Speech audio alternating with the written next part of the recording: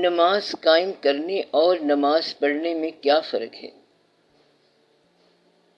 دفتر جانا، کاروبار کرنا اور پھر گھر آنا، ان میں سے وقت نکال کے انسان نماز پڑھتا ہے یا نماز ادا کرتا ہے، اور جس نے نماز قائم کر لی وہ نماز میں رہتا ہے، اور وہ درمیان میں وقت نکال کر بچوں کو دیکھ آتا ہے۔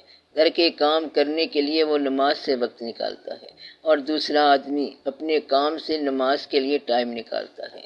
نماز قائم کرنے والا دنیا کے لیے وقت نکالے گا، فرائض ادا کرے گا، اور جس نے نماز ادا کرنی ہے وہ فرائض دنیا میں رہے گا اور نماز کے لیے وقت نکالے گا۔ بس دونوں میں یہی فرق ہے۔ یا آپ اس کو یوں کہہ لیں کہ اگر انسان کا ظاہر و باطن کا کردار اور مسجد کے اندر کی زندگی مسجد کے باہر کی زندگی کے برابر ہو جائے تو نماز قائم ہو گئی۔ جو بات آپ مسجد میں نہیں کرتے وہ آپ باہر بھی نہ کریں۔ مسجد میں خدا روبرو ہوتا ہے تو باہر بھی اسے روبرو رہنے دو۔ یہ نہ ہو کہ باہر جا کے نماز پڑھ کے پھر ویسے ہو جاؤ۔ تو نماز کب قائم ہوگی؟ جیسے حالت نماز میں رہتے ہو، وہ نماز کے بعد کی حالت بھی ہو۔ حالت نماز میں آپ کہتے ہیں کہ یا اللہ ہمارے ماں باپ پر رحم کر، تو حالت نماز سے جب باہر نکلیں تو خود ہی ان پر رحم کریں اور ان کے لیے دعا بھی مانگیں، اور یہ دعا بھی کریں کہ میری اولاد کو نیک بنا، نمازی بنا۔ تو آپ مسجد سے باہر نکل کر وہی کام کرو جو آپ نماز میں کہہ رہے تھے۔ نماز میں آپ عباد الصالحین اور اپنے آپ پر سلام بھیجتے ہیں، تو آپ باہر بھی ایسے ہی کام کریں۔ نماز میں کہتے ہیں کہ ہم تجھ ہی کو رب مانتے ہیں، پروردگار مانتے ہیں۔ اگر نماز میں آپ یہی کہہ رہے ہیں تو آپ باہر بھی یہی کہیں۔ یہ نہ کہنا کہ یہ حالات زمانہ ہیں، ضرورت تو پڑتی ہے، پھر کیا کیا جائے، تھوڑی سی رشوت ضروری ہوتی ہے ورنہ کاروبار دنیا نہیں چلتا۔ تو اس کا مطلب یہ ہے کہ نماز قائم نہ ہوئی۔ نماز قائم کرنے کا مطلب یہ ہے کہ نماز میں کہے ہوئے الفاظ کا استعمال عام زندگی پر ایسے ہو جائے کہ اطلاق مطلق ہو جائے۔ اگر اطلاق مطلق نہیں ہوتا تو سمجھ لو کہیں نہ کہیں گڑبڑ ہے۔ یہ نہ کہنا کہ میں جو اللہ سے بات کر رہا تھا وہ یہ بات تو نہیں تھی۔ تو اگر اللہ سے بات اور بندوں سے بات میں فرق ہو جائے، یعنی آپ کے کردار میں فرق آ جائے، آپ کی ادائیگی میں فرق ہو جائے، تو پھر آپ سمجھیں کہ نماز قائم نہیں ہوئی۔ نماز قائم کرنے والے کا مطلب یہ ہے کہ وہ انسان ہمیشہ ہی اللہ کے روبرو رہتا ہے، مسجد کے اندر بھی اور مسجد کے باہر بھی۔ جس طرح اقبال رحمۃ اللہ نے کہا ہے کہ بندہ و صاحب و محتاج و غنی ایک ہوئے، تیری سرکار میں پہنچے تو سبھی ایک ہوئے۔ یعنی بادشاہ نماز پڑھ رہا ہو تو غلام بھی ساتھ کھڑا ہو، محمود غزنوی کے ساتھ ایاز بھی کھڑا نماز پڑھ رہا ہو۔ بندہ و صاحب و محتاج و غنی ایک ہوئے۔ اگر وہ مسجد کے اندر ایک ہوئے ہیں تو باہر بھی ایک ہو جائیں۔ اگر مسجد کے اندر غلام اور آقا دونوں ایک ہو جائیں، دونوں برابر کھڑے ہوں، اور باہر نکل کر غلام کو آقا کہہ دے shut up and get out, تو پھر وہ ایک تو نہ ہوئے۔ نماز قائم کرنے والا جو اندر ایک ہو گیا وہ باہر بھی ایک ہو گیا۔ اگر مسجد کے اندر تیری سرکار ہے تو مسجد کے باہر بھی وہی سرکار ہونی چاہیے۔ پھر ہی یہ کہہ سکتے ہیں کہ تیری سرکار میں پہنچے تو سبھی ایک ہوئے۔ تو اس سرکار میں باہر بھی ایک جیسے ہونے چاہیے۔ حالت نماز میں اور حالت زندگی میں جتنا فاصلہ ہے، حالت کاروبار میں وہ فاصلہ کم سے کم کرو تو نماز قائم ہو جائے گی۔ وہ لوگ جنہوں نے نماز قائم کی ہے ان کا فاصلہ کم سے کم ہے، بلکہ انہوں نے اتنا کم کر دیا کہ فاصلہ ہی نہ رہا۔ اور ہمارے یہاں اصل اور نقل میں فرق کوئی نہیں ہے۔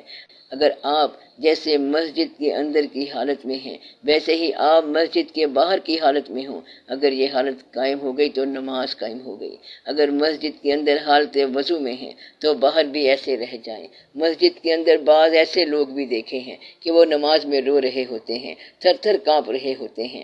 فرض کریں کہ یہ کیفیت سچی ہے تو باہر بھی سچی ہونی چاہیے۔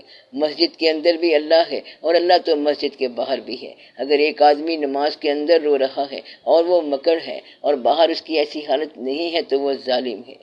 تو جس کے ظاہر اور باطن میں فرق آ جائے اس کی نماز قائم نہیں ہوئی۔ تو حالت نماز اور حالت کاروبار میں فرق نہیں ہونا چاہیے۔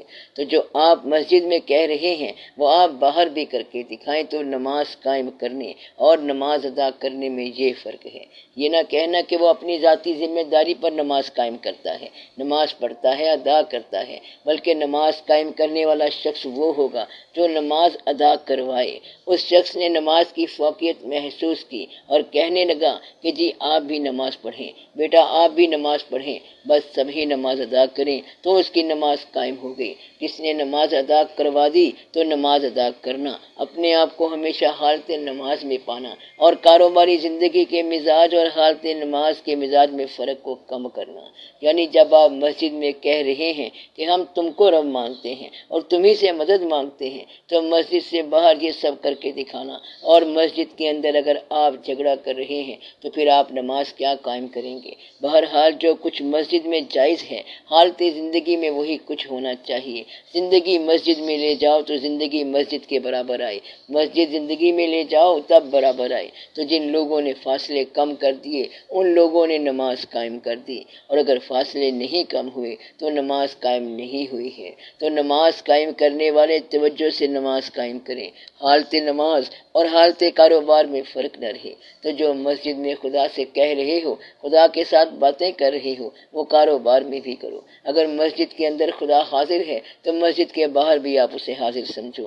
اللہ ہر وقت اور ہر جگہ موجود ہے۔ یہ نہ سمجھنا کہ ٹی وی کی طرح آن کر دیا اور پھر بند کر دیا، یہ نہ کہنا کہ تھوڑی سی رشوت لی تھی، حالانکہ میں رشوت نہیں لیتا ہوں، بس اس نے زبردستی میری جیب میں ڈال دی، کیونکہ یہ پیسے آگے بھی دینے ہوتے ہیں اور اس میں بڑے بڑے لوگ شامل ہوتے ہیں۔